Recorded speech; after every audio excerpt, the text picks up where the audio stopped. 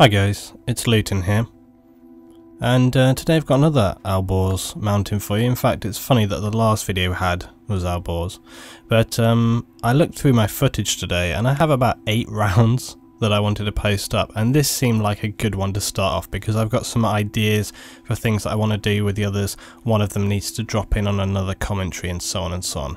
Won't bore you with the details. This round was a completely different round to the last one that we had, and that's why I actually thought it would be kind of an interesting one to pose, just to show the completely different style and nature of a gameplay that you can have. And in this role, last time I was on infantry nearly for the entire game, this time I'm in armour for nearly the whole game, and we're starting off here with the tank destroyer class. Now I'm being supported by Top, who's on my team here as well, one of my clanmates I play with sometimes, and he's really good. We're working as a strong tank team. He's my engineer, he's keeping me repaired, and we're generally working together. Here we go. So we're taking a bit of fire. Now you might think, well, why are we sitting so far back? Okay, to begin with we were just laying some fire down, doing a bit of work on the enemy there. Now, I was taking some fire here, I was backing up because I'm going to take a run, as you see, down this way. Now what's happening is there's a tank down here on the right. Now rather than try to fire down on that, taking RPGs from the ground from the infantry, I had a separate plan. And there was a lot of guys in down here, but these are not my main priority. I'm just dropping by these boys. And what I was really trying to do was to just come straight around behind this tank. Now however, when we get around the back here, there's a tank. He's gone, he's been taken out. However, we're still in a reasonable position right here to get some nice double kills with the cannon and to mop up any survivors. We're a good kind of distraction here, a good block for the rest of our team. We are taking a bit of damage right here from the aircraft. So right now, I've been kind of lucky because I haven't taken any mine damage. This is just the beginning though, right? This is just the very, very start of this round, this area. And Top's doing a good job. The best thing about working as a tank team, where you have 2 people working as a team, is that you know when the other person, you know, you're kind of in tune, you have a symbiotic relationship with your tank repairer, your engineer, your gunner. And this will happen on multiple rounds. I've said before, it's such a strong combination because often it's just randoms, and as soon as you step out of that vehicle, the other guy changes to the driver, and he'll just pull straight out of there. Now, forgetting of course that this vehicle has got the fly-by-wire, and there we go, look, fly-by-wire working excellently to take down those enemy vehicles.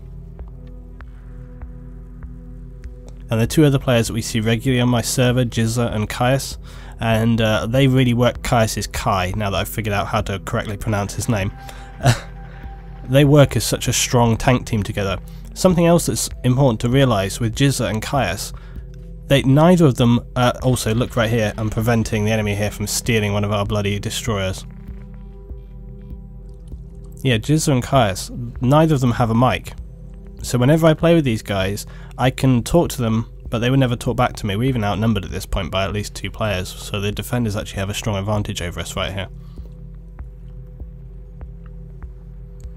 Now the thing about those 2 guys is that neither of them have mics, but they don't need to, because they have such common sense, and this is something that I've said in the past. When you actually understand the mechanics of Battlefield, or any FPS for that matter, you don't need to communicate. When I'm in a squad, okay, when I'm in a squad with people like Top, or No Smoking, alright, or Caius, or Jizza, I don't need communication with them, because I can see for myself everything else that's happening in the game, and so can they, so they don't need to really be communicating. Sure, okay, it's helpful when you can say there's 2-3 guys coming up on the right hand side. That's helpful. But if you're a player who's in tune with the game and you're understanding and you're looking, you can preempt, you can understand, you can look at what's happening around you, you don't necessarily always need people telling you.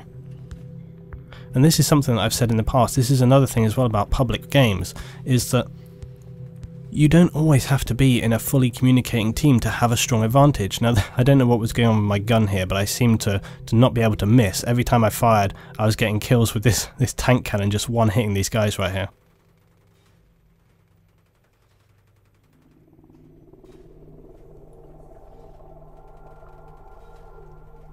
And this is another reason why I kind of dispute when people say, oh, we're a public team, we're at a disadvantage because you've got a fully operating squad and blah blah blah. Now, there's going to be more times probably than not where that is in fact true. However, I don't believe that it's completely correct, because all it requires is for people to have a little bit of sense, a little bit of intuition, a little bit of sort of self-motivated discipline to kind of look around themselves and say, hey, I can see what's going to happen here, I can see what's happening with the rest of my team, and I'm going to make a decision based on that information. Now right here we had to bail out because we were taking a lot of damage from the anti-tank jets.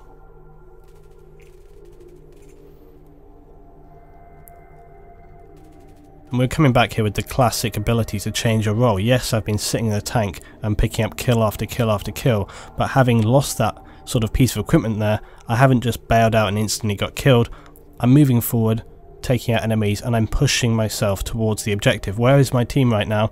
Got a couple of guys coming up there from the lakeside I can see on my minimap, but I'm coming in. What have we got here? C4 on the MCOM, C4 on the MCOM. And I spotted this as I was coming in. Quick grenade out there to take that down. There goes the C4, and I'm pushing in for a risky plant on an open objective. Getting that pull, but there we go, taken down at the last second there, but at least I got the arm, even though it was out in the open, and hopefully the rest of my team now is calling out to that one guy was disarming. My team are clearing that out for me, and I even got a res. How about that?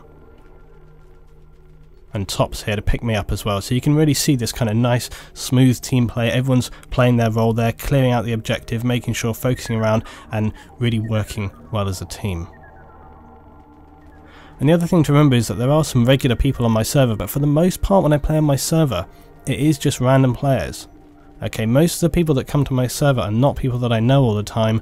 It tends to be just random people. The difference is that when people come to my server, they tend to be objective players. They come there to play the objective and fight hard. Now I've got to say, it's not always the case. There's plenty of times when you get people on my server, whole squads, who are not really doing a lot. And that can be kind of frustrating, but you know, it's a public server, you just have to take it as read. We're not competitive, we're just playing for the enjoyment of the game.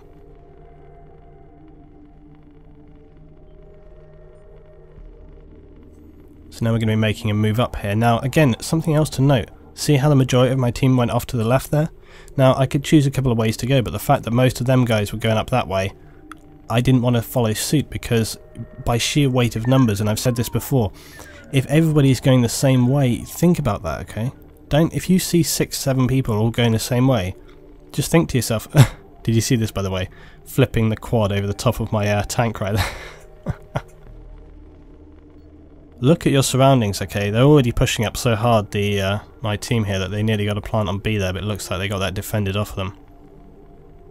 But you really again need to look at what's happening around you, and people don't often do this enough. In fact, often people don't. I had a great analogy the other day when we were in game, and I was talking to No Smoking, and I said that public games can often be like bait balling fish.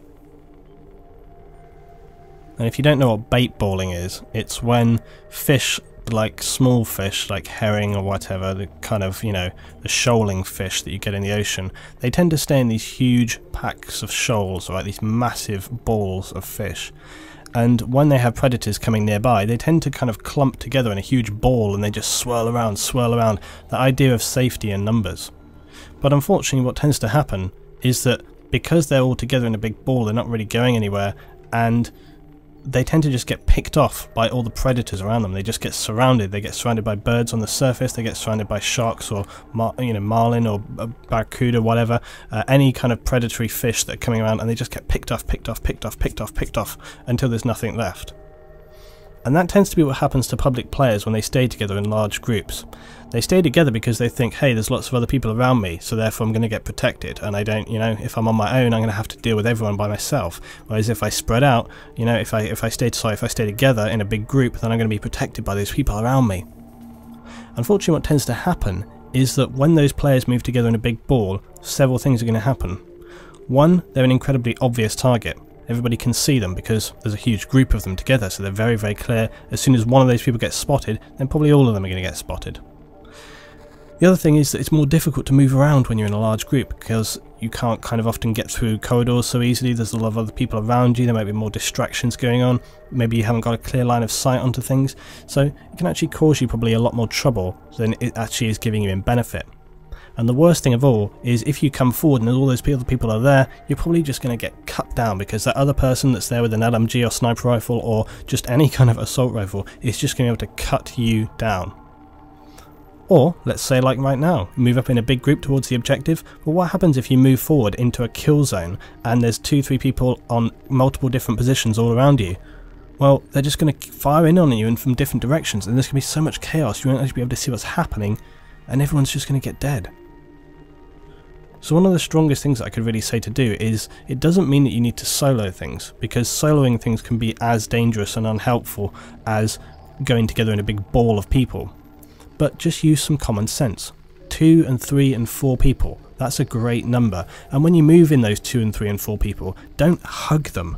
Don't hold on to them. Spread out. Just move together in a small kind of little pattern, a small distribution of players, so that when you move, you can move fluidly, point to point, cover to cover. You can work as a proper little team, supporting one another, spotting, looking at where the other person is, have they got line of sight. If one person is looking to the right, you don't need to look that way because they're there. You can look to the left. If that person gets dead, you know you need to look over there. So all these things are just kind of, common sense ideas that you can do in game, intuitive things that should be instinctive to you when you look around you and just go, okay, I can see what's happening here. I don't really need to know this information. These things should just come naturally.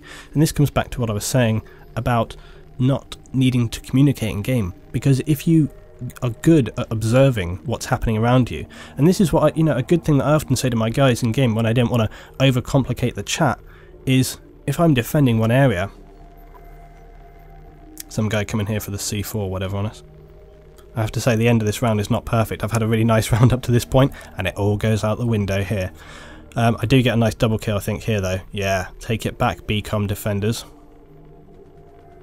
But yeah, it all comes back to your kind of observational ability, and something that I often say is when I'm defending on an MCOM or whatever, I say to my team, I'm like, guys, I'm defending here, and then what I say is, if I go down, you need to get over here, or you need to be aware that there's people in this area. So if you're looking at who's in your squad, and if you're in a squad and you say, okay, I'm defending the right, you defend the left, and I say, if I go down, guys, you need to head over here, or I'll call it out before then if necessary. But that's what I mean. Be aware of where your teammates are, so that if you see them go down, you think, hey, I need to be aware there's an enemy in this area because this guy just got taken out. All of these little observational things are so important.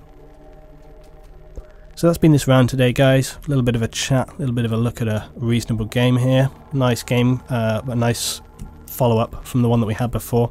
As I say, I've got many rounds coming up. I've got a good 8 rounds of differing gameplay on different videos that I've got coming up this week, so a lot of Battlefield stuff to come.